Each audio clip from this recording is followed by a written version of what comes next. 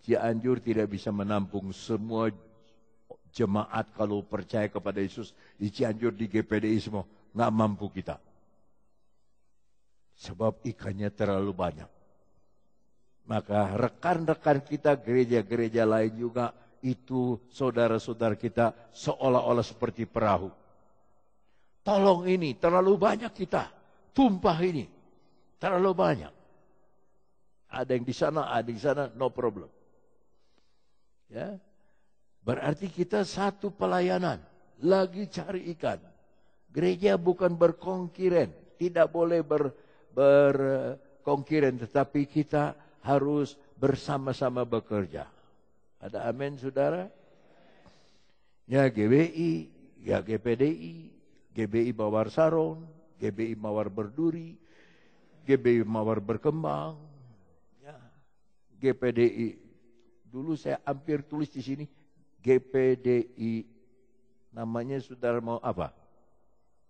Ini cuma GPDI aja. Orang lain ada GPDI Shalom, GPDI Elohim, GPDI ini. Saya mau di sini GPDI Melkisedek.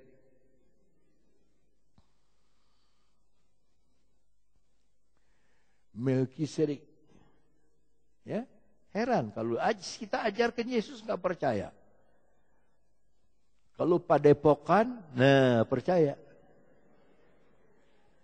AA, Raja Musti. Sama yang di sana lagi, bisa ngeluarkan uang dari sini. Aura-aura. Diperiksa, ini uang palsu. Sampai tokoh dari politik pun 250 juta. Bisa hilang di rumahnya katanya. Terbang entah kemana. Tahu-tahu ada di belakang. Ada di sininya. Di guru. Ternyata penipuan. Yang tertipu itu anggota DPR. Ya, bupati. Ya, ada orang yang kelihatannya miskin. Tetapi tertipu 200 juta. Nah makanya kalau uang tuh nggak kongkorongok. Ya, papayahan wae batur teh sok pura-pura susah. Pura-pura terbuka duit. Bala duitnya loba. Akhirnya berlabuhlah ke laut Padepokan. Sekarang 2 AA ini akan diadili. Ayo. Sekarang manusia udah terbalik imannya. Tidak beriman kepada Yesus lagi, tetapi kepada sesuatu yang bukan dari Tuhan. Agama Islam juga menyalahkan, itu bukan Islam. Ya, tetapi yang di store duit itu Islam semua. Kasihan mereka. Dalam bahasa Ibrani-nya, kasihan deh lu. Mereka itu datang, lalu mereka bersama-sama. Saudara mau kerja bersama-sama? Mengisi kedua perahu, ada 2 perahu ini. Dengan ikan hingga hampir kalau Tuhan memberi berkat kepada saudara, laput. Ayo Tuhan, nyokap Tuhan, udah makan, udah penuh Tuhan, udah nyokap ini nyokapnya mau mati. Kalau Tuhan memberkati, hampir tenggelam. Tidak tenggelam, hampir. Saya doain pengantin udah banyak. Yang saya doain, anaknya pun jadi pengantin. Saya doain juga. Saya enggak berani bilang, saya berkati. Enggak, yang berkati itu Tuhan. Saya enggak bisa memberkati.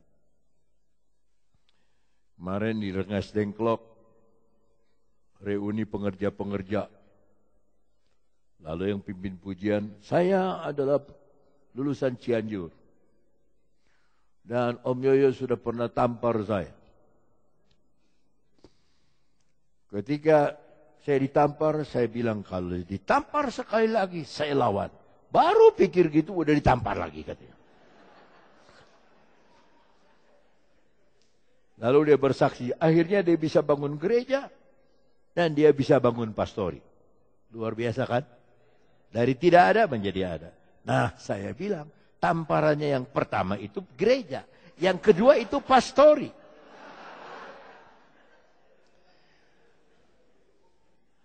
Hampir tenggelam, tapi tidak tenggelam.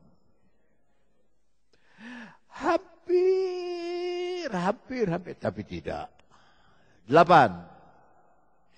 Ketika Simon Petrus, nah sekarang baru disebut Simon Petrus. Melihat hal itu ia pun tersungkur di depan Yesus. Dan berkata, Tuhan, pergilah daripadaku. Artinya tinggalkan aku. Karena aku ini seorang berdosa.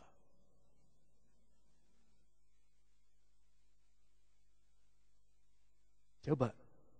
Dikasih mujizat, dia lihat dia orang berdosa. Tuhan bikin apa yang dia mau. Kalau titik puspa, kau tinggalkan aku, mengapa, hancurlah hatiku, karena di kau, ceng. Ini kan bekas pemain band. Kau tinggalkan aku, itu paling senang. Mengapa? Kalau ini bilang, Tuhan, tinggalkan aku. Tuhan yang bilang, mengapa? Tuhan, pergilah daripadaku, karena aku ini seorang berdosa.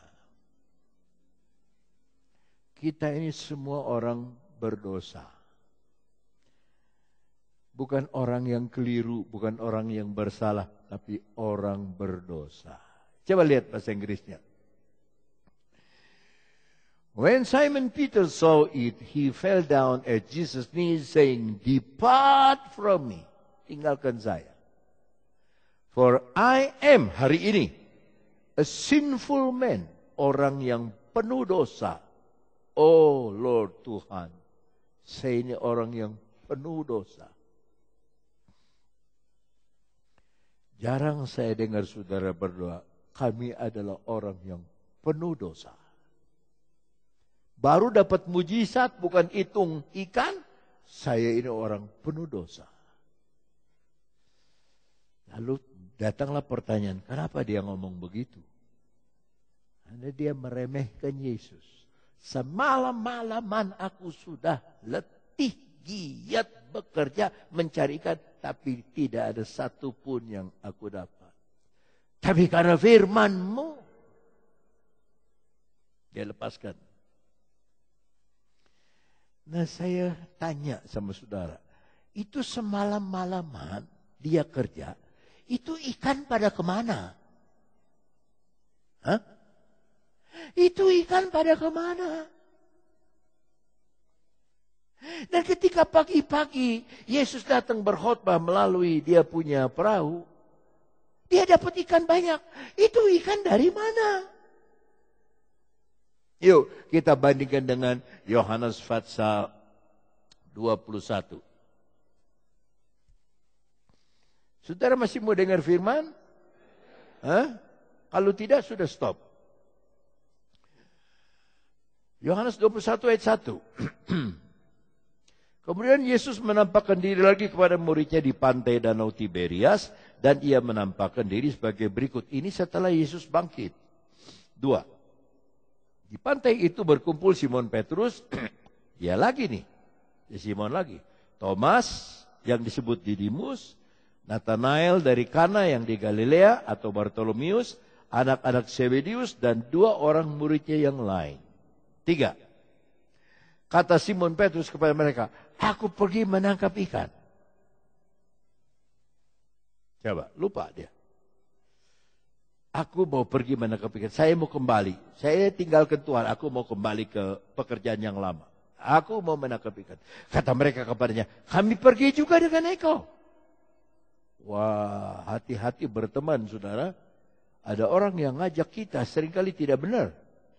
Mereka berangkat lalu naik ke perahu, tapi malam itu mereka tidak menangkap apa-apa. 4. Ketika hari mulai siang, Yesus berdiri di pantai. Akan tapi murid-murid itu tidak tahu bahwa itu adalah Yesus. Dikira Yesus masih di kuburan. 5. Kata Yesus kepada mereka, hei anak-anak, adakah kamu mempunyai lauk pauk? Dijawab lagi. Jawab mereka, tidak ada. Nggak tahu siapa yang nanya tuh. 6. Maka kata Yesus kepada mereka, tebarkanlah jalamu di sebelah kanan perahu, maka akan kamu peroleh. Lalu mereka menebarkannya dan mereka tidak dapat menariknya lagi karena banyaknya ikan. 7. Maka murid yang dikasihi Yesus, namanya Yohanes, bukan Awonatu, berkata kepada Petrus, itu Tuhan. Dia ingat, wah ini pasti mujizat yang sama, ini pasti Yesus. Itu Tuhan. Nah, Simon Petrus ketika mendengar bahwa itu adalah Tuhan, ia mengenakan pakaiannya sebab ia tidak berpakaian, lalu terjun ke dalam danau. Nanti dulu, saudara jangan dulu kaget. 8. Murid yang lain datang dengan perahu karena mereka tidak jauh dari darat, hanya kira-kira 200 hasta saja. Mereka menghela jala yang penuh ikan itu. 9. Ketika mereka tiba di darat, mereka melihat api arang dan di atasnya ikan dan roti. Begitu dia ketemu Yesus, Yesus lagi manggang ikan sama roti. Hah? Oi, dari mana Yesus tuh dapat ikan? Dari mana dia dapat roti? Loh, Tuhan buat apa yang dia suka. Dia tidak perlu jala dari murid-murid untuk tangkap ikan. 10. Kata Yesus kepada mereka, bawalah beberapa ikan. Karena ini yang dipanggang ini hanya sedikit buat Yesus saja makan. Sedangkan ini murid-murid habis kedinginan, habis semalam-malaman capek, pasti makannya gembul. Bawalah beberapa ikan yang baru kamu tangkap itu.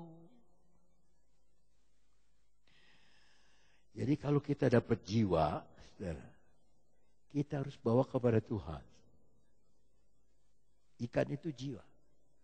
Kalau saudara dapat jiwa, ya, kalau istri memenangkan suami, suami memenangkan istri, bawalah kepada Tuhan. Bawa kepada Yesus. Kalau saudara punya orang tua di bawah sama saudara, dapat, bawa kepada Tuhan. Tuhan, inilah ikan. Bawa beberapa ikan yang kamu baru tangkap itu.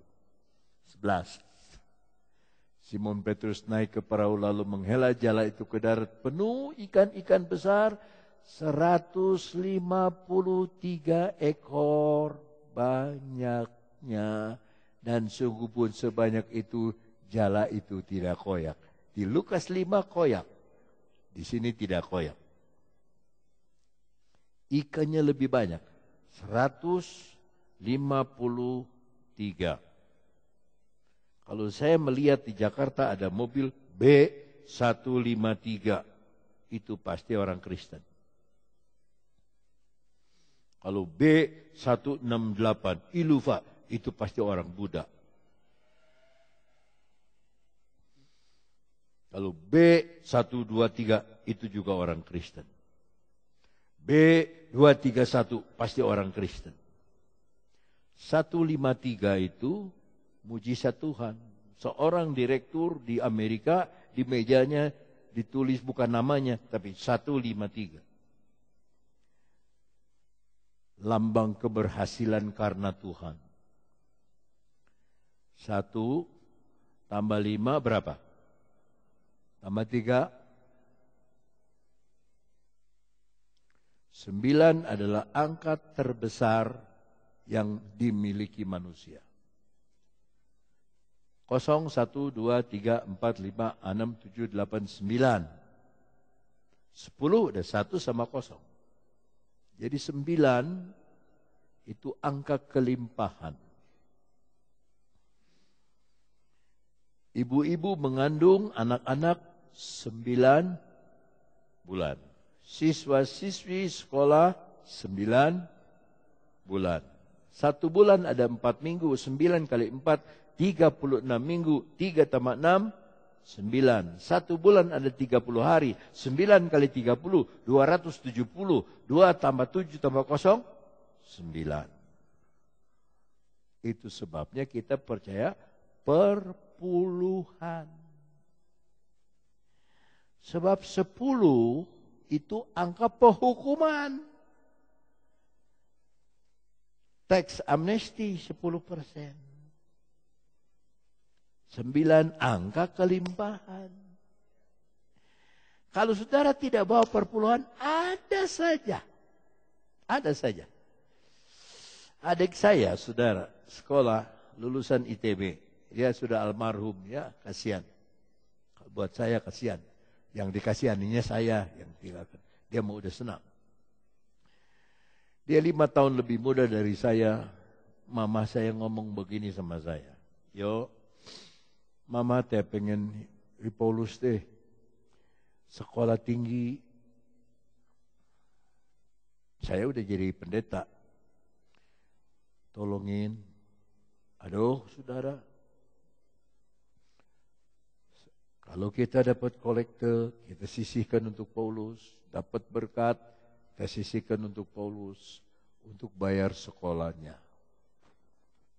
Dulu masih murah, 9.000 uang sekolah kita bawa. Ya, dapat 9.000, bawa ke Bandung uang sekolahnya. Sampai dia dapat insinyur, ahli minyak. Pemboran minyak. Lalu dia dapat kerja pertama gaji 400.000.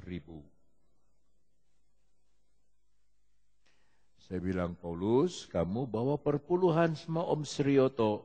Om Suryoto Lengkong kecil.